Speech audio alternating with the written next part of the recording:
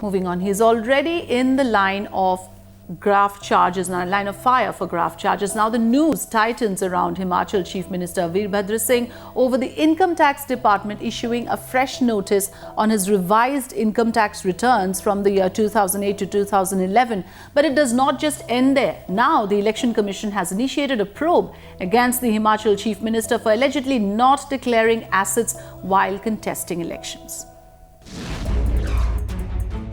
He faces serious corruption allegations, and even as Himachal Pradesh Chief Minister, Veerbhadra Singh is accused of giving leeway to a power company in return for money.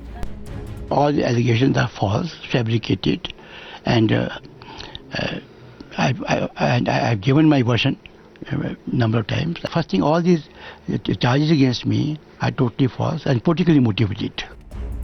He may be denying graft allegations, but trouble only seems to be mounting for Veerbhadra Singh.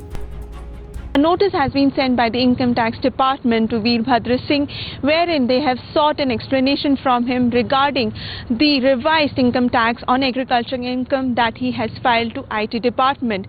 In fact, in this particular income tax return, he has shown an increase from 15 lakh to nearly 3 crores in his agriculture income.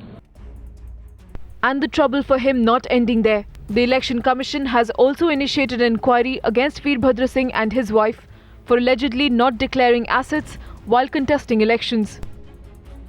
With the IT and the Election Commission now taking action, will Veerbhadra Singh bow to opposition's pressure and quit? And will the Congress High Command take action against him? Bureau Report, Times Now.